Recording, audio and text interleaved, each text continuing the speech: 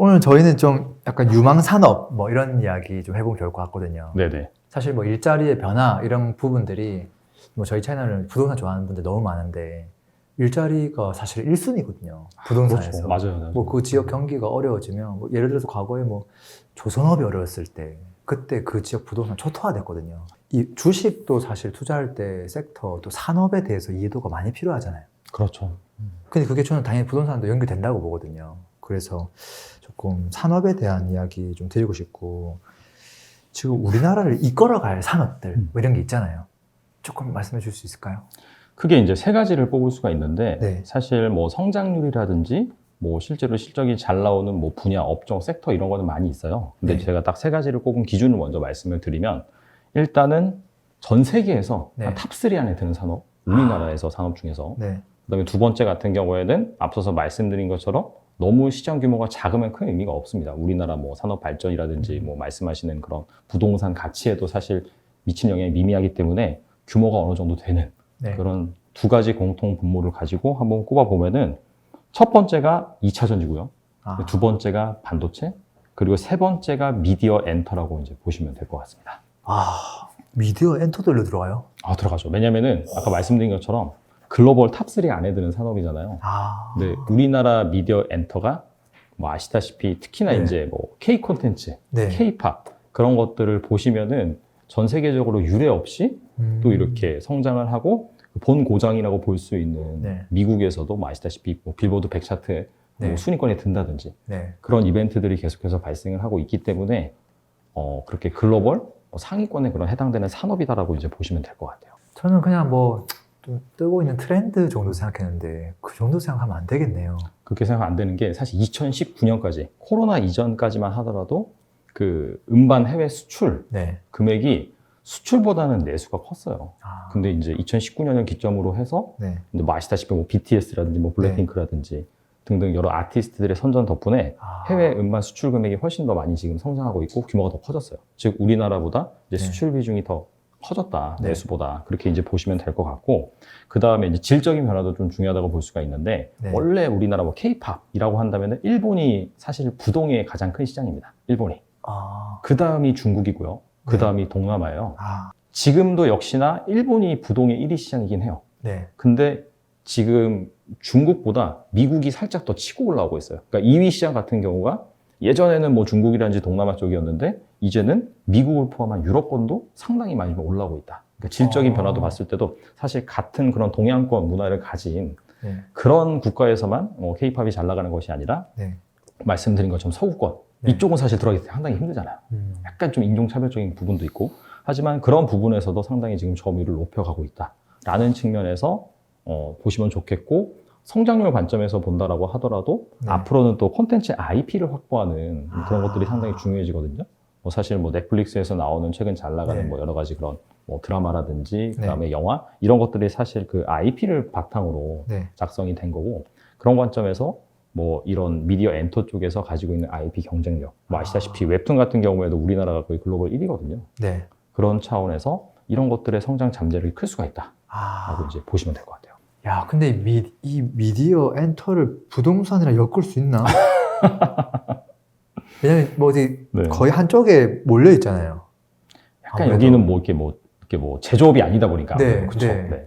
그 수도권 안쪽에 그냥 위치 좋은 곳에 있으면 되는 거잖아요. 그렇죠. 저는 사실 세 번째가 바이오나 이런 게 나올 줄 알았는데. 바이오도 뭐 괜찮긴 한데 네. 그래도 약간 일반적인 그런 사람들이 알고 있는 산업보다도 최근에 약간 좀 주목받고 있고 아. 그런 쪽에서 제가 관점에서 말씀을 드렸습니다. 아, 저 사실 바이오 조금 여쭤보고 싶긴 하거든요. 네네. 왜냐면 최근에도 제 뉴스 보니까 그 롯데 바이오 기업이 송도에 이제 들어갈 거다는 뉴스가 나오긴 하더라고요. 네네. 그 전까지만 하더라도 또 뭐 여기저기 도시에서 막 유치하려고 노력을 많이 하더라고요. 바이오 이쪽은 혹시 조금 약간 뭐 미래에 어떻게 될지. 왜냐면 바이오가 저기 뭐 오성 쪽에도 있고 지역적으로 조금 그쪽 동네에 있는 분들은 워낙 관심이 많거든요. 뭐 당연히 바이오 같은 경우에도 상당히 그 미래 성장 산업이라고 이제 볼 수가 있고 제가 이제 조금 더 이제 좀 변명을 하자면 앞에 포함시키지 않은 변명을 하자면은 네. 우리나라가 이제 글로벌 탑3라고 볼 수는 없거든요, 사실. 아. 네, 그런 관점에서 제가 이제 바이오를 제외를 했지만 그럼에도 불구하고 뭐 전반적인 그런 글로벌 산업 뭐 시장 규모 성장률이라든지 그런 걸 봤을 때 바이오는 당연히 빠질 수가 없는 그런 부분이고, 바이오는 크게 이제 두 가지로 구분해서 볼 수가 있거든요. 네. 첫 번째가 이제 바이오 신약을 개발하는 업체들, 아, 신약 네. 개발 업체들. 그 두 번째 같은 경우에는 그런 신약을 전문적으로 생산해주는 약간 좀 생산 대행 업체, 이렇게 이제 볼 수가 있어요. 그래서 일단은 바이오 산업의 전반적인 그런 흐름 같은 거를 좀 네. 말씀을 드리면은, 사실 2020년 코로나 막 발생을 하고 나서 그때 이제 순간적으로 엄청나게 뭐 코로나 진단 키트를 만드는 기업을 중심으로 좀 네. 부각을 받았었고, 뭐 추가적으로 사실 그때 뭐 신약 개발 업체라든지 그다음에 그런 것들을 개발해서 성과를 내는 뭐 대표적으로 SK 뭐 바이오 사이언스라든지 네. 뭐 그런 기업들이 이제 상장을 하면서 네. 사실상 이쪽으로 자금이 상당히 많이 몰렸고 좀 규모도 커지는 그런 상황이 발생을 했는데, 2021년부터 아시다시피 전반적으로 이제 막 그 금리가 막 오르면서 네. 상당히 빠른 긴축, 아. 그런 것들로 인해서 약간 좀 위축이 됐어요. 아. 왜냐하면 바이오 그 테크 바이오 신약 개발 업체들 같은 경우에는 돈을 못 벌거든요. 왜냐면 돈 써야 되겠죠. 그렇죠. 10년 동안 인상을 진행을 해야 돼요. 그래서 중간중간에 계속해서 투자를 유치를 받고 어느 정도 개발 성과를 바탕으로 인해서 또다시 뭐 글로벌 빅파마들과 협상을 통해서 뭐 라이센스 아웃, 즉 기술 수출을 한다든지 그런 이벤트가 있어야 되는데, 전반적으로 이 자금 시장 동향 자체가 얼어붙다 보니까 약간 좀 위축된 감이 없지 않아 있었고, 또 하나, 사실 코로나가 발생한 게 2020년 3월이란 말이죠. 네. 그리고 나서 이게 엔데믹 선언까지는 상당한 시간이 걸렸습니다. 거의 한 네. 2년 정도 시간이 걸렸고, 작년 하반기부터 약간 글로벌 분위기 같은 경우에는 슬슬 엔데믹으로 전환을 하고, 올해부터는 사실 거의 모든 국가들이 중국을 마지막으로 해서 이제 엔데믹으로 전환을 하잖아요. 네. 근데 앞서 말씀드린 것처럼 바이오, 테크, 신약 개발 업체들 같은 경우에는 임상 실험을 진행을 해야 돼요. 사람을 모집을 해야 되거든요. 네. 근데 코로나 때문에 이게 제대로 안 된 거죠. 그래서 약간 좀 위축이 됐었다. 근데 반대로 생각해서 본다라고 한다면은 이제 엔데믹 선언이 거의 완벽하게 됐기 때문에 네. 이제부터는 임상 실험 같은 경우에도 정상적으로 잘 진행이 될 수가 있고, 그 다음에 뭐 중간중간에 투자 유치를 통해서나 아니면 글로벌 빅파마로부터 뭐 네. 기술 수출을 한다든지 네. 그런 관점에서 그런 논의가 활발하게 이루어질 수 있기 때문에 이제 이 바이오 테크 개발 기업들 같은 경우에는 올해부터가 이제 본격적으로 약간 좀 턴어라운드하는 그런 시기다라고 이제 보시면 될 것 같고, 그러니까 이게 뭐 정확하게 뭐 예를 들어서 네, 뭐. 그 반도체나 2차 전지 같은 경우에는 시장 점유율이라든지 시장 규모가 정확하게 나오긴 하는데, 네. 바이오 업체들 같은 경우에는 워낙 그 만드는 의약품도 좀 다양하고 그러다 보니까 뭐 사실상 그런 각 나라에 속해 있는 네. 뭐 바이오 제약 기업들의 시가총액 그런 네. 비중으로 따져본다라고 한다면은 네. 사실 좀 이렇게 상위권에는 아니에요, 사실. 뭐 글로벌 한 20 안에도 못 들어가는 거예요? 그 정도는 들어가죠. 아, 그 정도는 그 정도는 아마 좋아요. 네, 그 정도는 들어가는데 뭐 이런 탑5 안에 들어간다는 그런 건 아니죠, 사실. 워낙 뭐 미국이라든지 네, 유럽이라든지 네, 중국이라든지 큰 네. 그런 나라가 있기 때문에. 네. 근데 또 열심히 하다 보면 또 치고 올라갈 수 있겠죠. 그렇죠. 근데 요즘 그 삼성 같은 경우는 송도에다가 뭐 지금 공장을 지금 계속 확장하고 있거든요. 그리고 확장할 때도 더 큰 규모로 또 지금 짓고, 또 이번에도 5공장이었나? 부지만 또 한 번 또 새로 샀더라고요. 11공구 쪽에다가. 엄청 열심히 공격적으로 하는구나. 그래도 바이오 미래에 대해서는 그래도 긍정적으로 보시는 걸까요? 당연하죠. 긍정적으로 보이고, 그 다음에 앞서서 제가 두 가지가 있다 말씀드렸는데, 첫 번째가 테크, 바이오 개발, 시장 네. 개발 기업이고, 두 번째가 이제 전문적으로 생산하는 기업이에요. 네. 삼성 바이오 로직스가 이제 전문적으로 생산하는 그런 기업에 아, 속한다라고 생산. 보시면 네. 되고, 전문적으로 CMO라고 합니다. 네. 컨트랙트 마뉴팩처링 오가니제이션이라고 해서, 뭐 이거를 사실 직역하면 확 와닿지는 않지만은 네. 결과적으로는 그냥 OEM, ODM 업체라고 보시면 돼요. 바이오 의약품에. 그러면 그런 거를 이제 아까 신약 개발하는 회사들이 삼성 바이오에다 의뢰할 수도 있는 거네요? 그렇죠. 아. 그래서 사실 바이오 신약 개발 같은 경우에는 우리나라에서 사이즈 큰 기업이 없어요, 사실. 네. 미국 기업이나 뭐 유럽 기업과 비교를 해보면은 네. 거의 뭐 10분의 1에서 뭐 50분의 1밖에 안 돼요, 사이즈가. 네, 네. 우리나라 기업들이. 하지만은 삼성 바이오 로직스 같은 경우에는 네. 글로벌 CMO 시장에서 이제 생산 능력 기준은 글로벌 1위예요. 아. 삼성 바이오 로직스 같은 경우에. SK도 이번에 송도에 들어가는데 한창 짓고 있는데 거기도 그러면 다 생산 쪽이에요? 그쪽도 이제 생산 전문 쪽이라고 보시면 돼요. 네. 그래서 뭐 이쪽 네. 기업들 같은 경우에는 아무래도 이제 특히나 삼성 기준으로 말씀을 드리면 네. 삼성이 잘하는 게 네. 사실 엄청나게 막 획기적인 창의적인 서비스를 출시하는 것보다는 좋은 제품을 싸고 질 좋게 만드는 그 맞죠. 그런 것들을 잘하잖아요. 네. 사실 하드웨어 쪽에 경쟁력을 가진 기업이란 말이에요. 네. 그래서 원래 사실 한 20세기 그 다음에 20세기에서 21세기로 넘어가는 삼성의 미래가 바로 반도체였다면은 네. 앞으로 이미 미래 먹거리 산업을 지목한 게 있어요. 그게 이제 바이오, 그 다음에 자동차고 네. 그런 것들이 있습니다. 그 중에 하나가 이제 바이오라고 말씀드리는 거고, 삼성이 봤을 때 우리가 잘하는 게 뭐냐? 네. 잘 아는 거죠. 자기네들은 이제 좋은 그런 제품을 싸고 저렴하게 잘 만들 수 있다. 야, 기술력을 가지고. 그런 거기 때문에 이 메모리 반도체에서 네. 생산했던 그런 노하우, 그런 기술력을 바로 여기에 이제 대입을 시키는 거죠. 그래서 이제 CMO 시장, 여기에서도 계속해서 확장을 하고 있는 상황이고, 지금 4공장까지가 아마 거의 완공이 됐을 거예요. 네. 그래서 이게 풀캐파 다 돌아가기까지는 아마 한 2024년? 그 정도는 돼야 될 거예요. 네. 그리고 나서 이제 5공장 착공 계획도 사실 한 2022년부터 계속해서 나왔어요. 그리고 이제 컨퍼런스 콜이라든지 그런 네. 데서도 얘기를 했었고. 근데 5공장 같은 경우에도 뭐 아시다시피 인천, 거기에다가 이제 또 만든다고 하더라고요. 네. 그래서 부지는 매입을 했다라고 했고, 네. 그런 부분들을 감안을 했을 때 아무래도 그쪽 지역 경제 발전은 잘 되겠죠. 또 반도체 쪽으로 한번 넘어가 볼게요. 반도체는 뭐 워낙 유명하니까. 그렇죠. 네.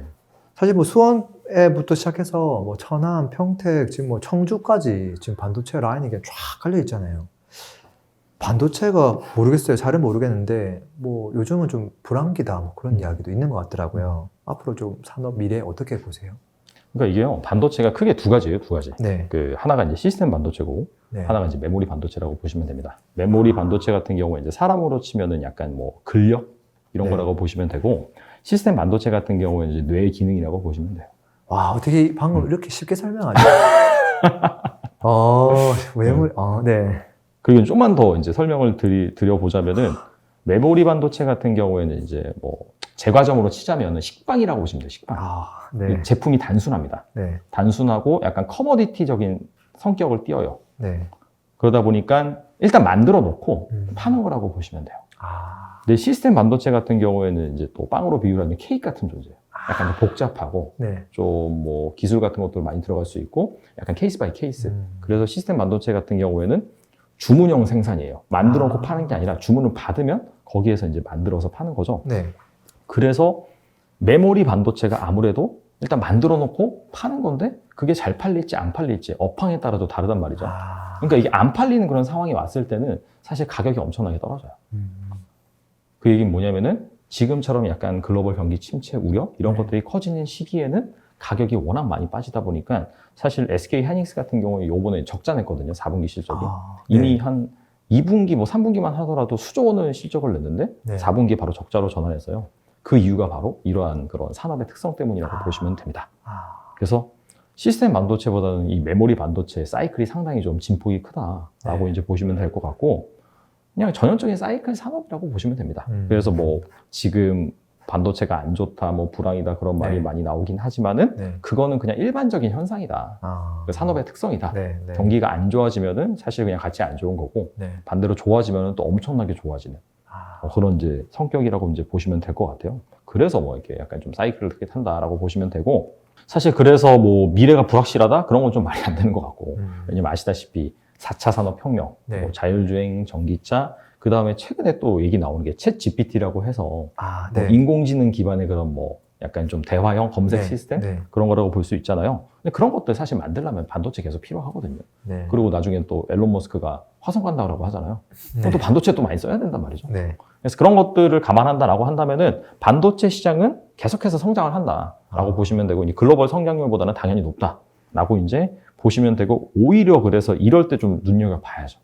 투자 관점에서. 그러면 이게 시스템 반도체도 같이 만드는 건가요? 그러니까 우리나라 그런 약간 좀 반쪽짜리 1위라가 그런 말을 하거든요. 그 이유가 뭐냐면은 메모리 시장에서는 사실 삼성전자나 SK 하이닉스가 네. 뭐 글로벌 시장을 주름 잡고 있는 건 맞아요. 네. 근데 네. 하지만 시스템 반도체 네. 같은 시장 그 약간 좀 부가가치가 크고 네. 좀 설계가 좀 세련된 내지는 기술력이 많이 들어간 그런 분야 같은 경우에는 우리나라 그런 업체들의 점유율이 상당히 낮아요. 누가 탑3예요?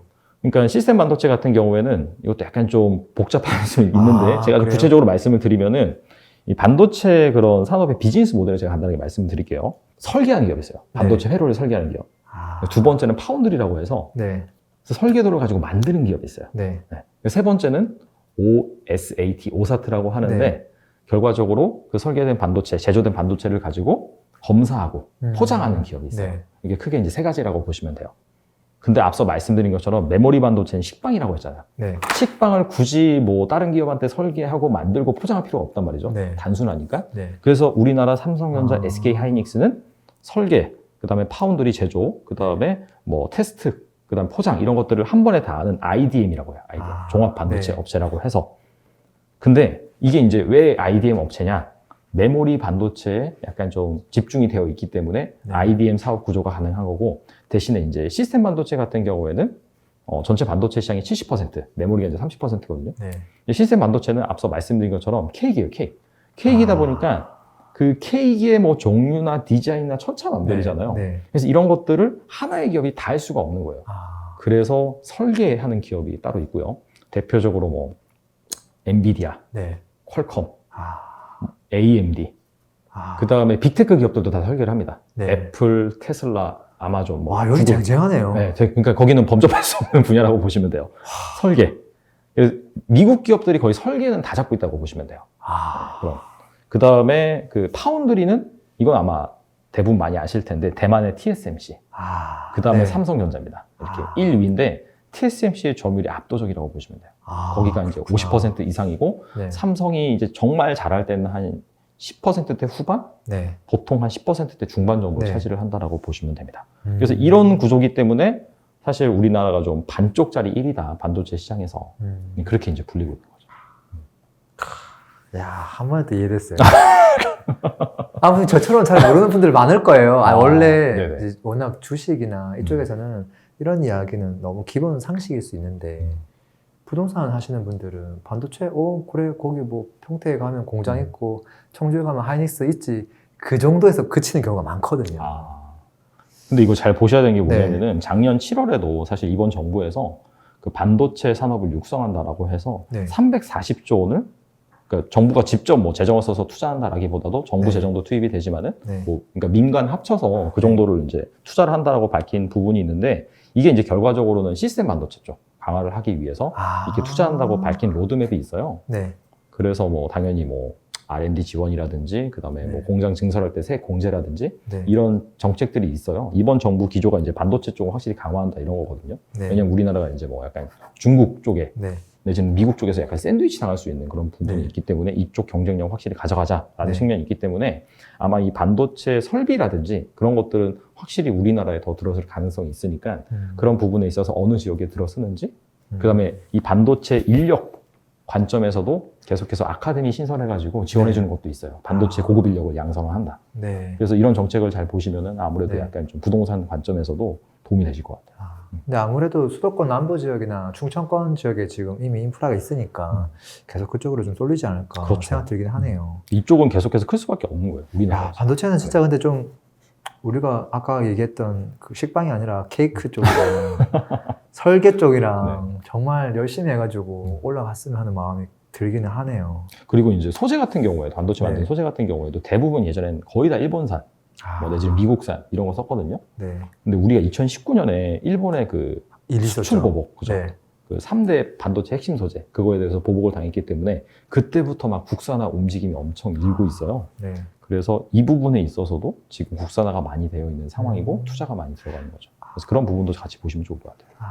그리고 2차 전지 이것도 얘기 안 할 수가 없잖아요. 그렇죠, 맞아요. 네. 지역적으로는 지금 뭐 청주, 오창업 쪽에 뭐 배터리 공장들이 좀 많이 몰려있긴 하더라고요. 앞으로 2차 전지 미래 어떻게 보세요? 2차 전지는 뭐 그냥 갑 오브 갑이죠, 사실. 그렇게 봐야 돼요? 산업 성장성 관점에서 보면은 왜냐면은 반도체 시장이랑 좀 비교를 해드릴게요. 네. 작년에 반도체 그 전체 시장 규모가 물론 이제 시장 조사 기관마다 조금씩 다르긴 한데 약 730조예요. 글로벌 시장 규모가. 네. 근데 그 중에서 메모리가 제가 한 30%라고 말씀을 드렸잖아요. 네. 그렇게 계산을 해보면 한 250조 정도 메모리 시장이 네. 그 정도입니다. 그 정도 되는데 사실 자동차 시장 같은 경우에는 전 네. 세계적으로 연간 팔리는 신차 규모 대수가 대략 한 9천만 대 정도예요. 네. 약간 그 코로나 때문에 순간적으로 7천만 대 수준까지 빠졌다가 지금 8천만 대, 뭐 9천만 대 회복하는 그런 수준인데 그러니까 GDP 성장률만큼 꾸준히 판매량이 는다고 보시면 될 것 같고 네. 언젠간 1억 대를 팔겠죠. 아, 근데 이제 평균 그 판매 가격을 대충 계산을 해보면은 한 2,500만 원 정도예요. 네. 그러면 즉 한 2,500조 시장이라고 보시면 돼요. 전체 시장 규모 자체가. 그러니까 매출액 기준으로 봤을 때. 네. 근데 이게 사실 내연기관에서 전기차로 언젠가는 다 바뀔 거잖아요. 네. 이게 뭐 적당히 바뀌다 중단된다 그런 흐름이 아니라 아, 아시다시피 지금 환경, 지구의 그런 온난화 이슈를 해결하기 위해서 무조건 화석 연료에서 네. 신재생 에너지 기반의 전기로 가야 된다. 그런 부분이 이제 각국의 특히나 이제 선진국을 중심으로 컨센서스가 형성되었기 때문에 중국도 마찬가지죠.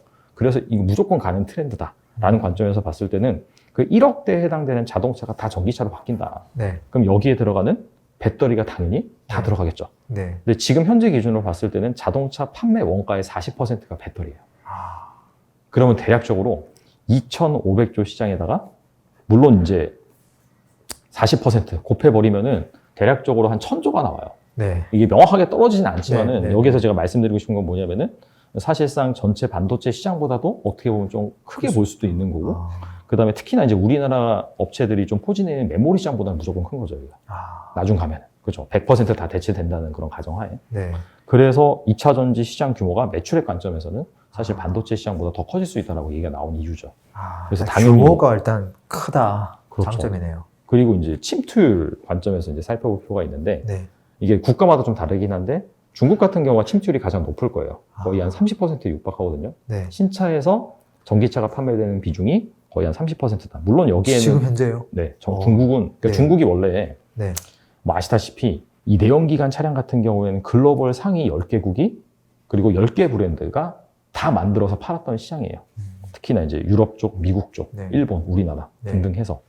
근데 이 자동차 만드는 게 인간이 그 약간 타고 다니는 일반적으로 그런 사용하고 타고 다니는 기계 중에서 가장 복잡한 게 자동차거든요. 네. 그러니까 중국이 아무리 뭐 돈 들여 붓는다라고 하더라도 만들 수가 없는 거예요. 아. 제대로.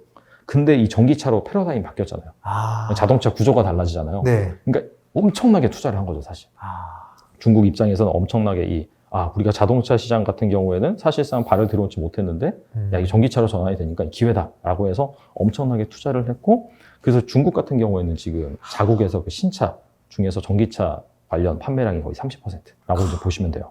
그래서 중국 같은 경우에 상당히 좀 높다. 야. 유럽 같은 경우에도 약간 변동성이 있긴 한데, 네. 거기에도 이제 10%가 넘고요. 그 다음에 미국이 이제 막 한 5%, 4% 정도예요. 아.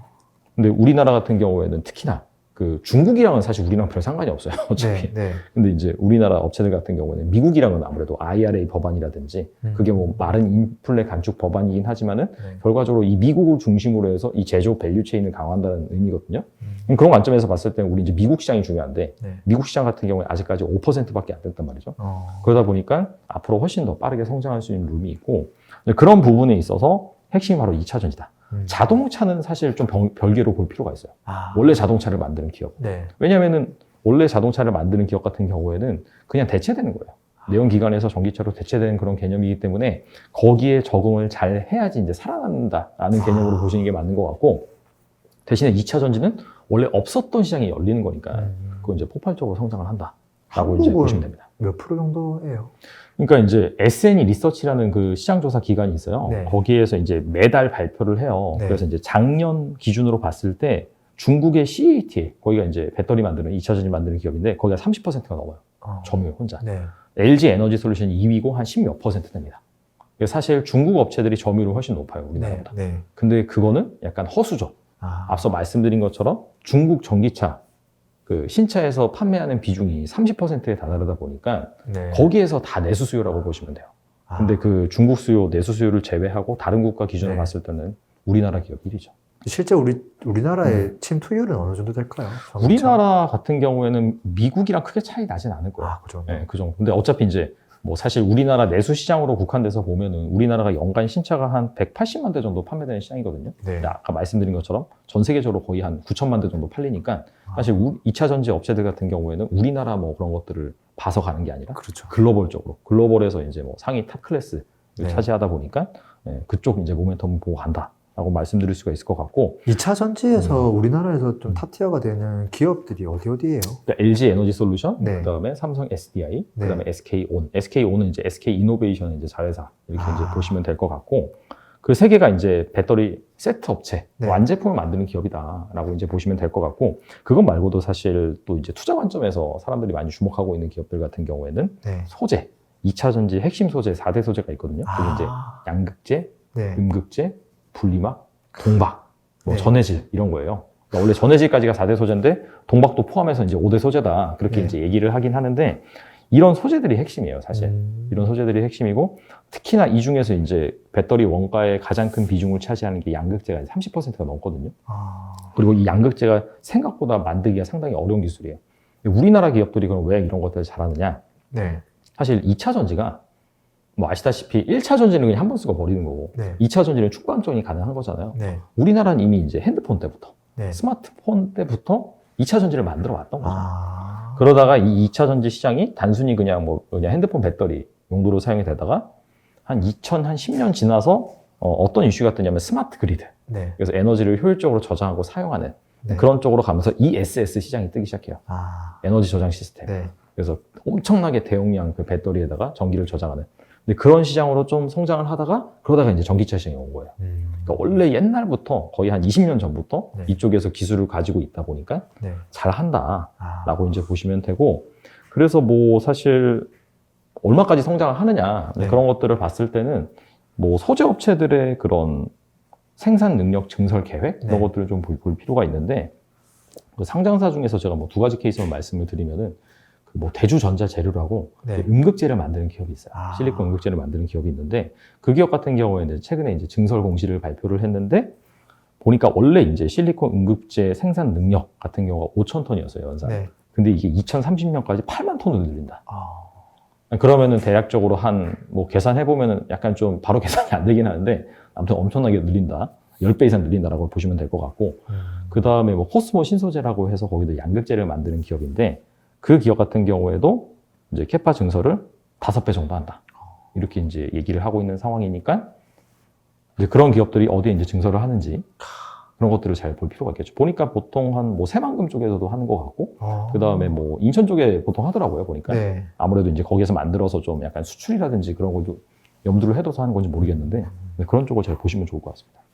기업들 역추적을 좀 해야 되겠네요. 공제 증설을 어디다가 할 네. 건지를 찾아서 그게 이제 또 부동산에 또 어떤 영향이 있을지, 아무래도 또 일자리가 또 확장이 되고 하면 인력 수급도 할 거고 그렇죠. 그 도시에서도 당연히 좋을 거고. 아, 공부할 게 너무 많아졌는데 갑자기. 그냥 스토리는 제 얘기를 들으시고 어디에 짓는지 그것만 보시면 될 것 같습니다. 네.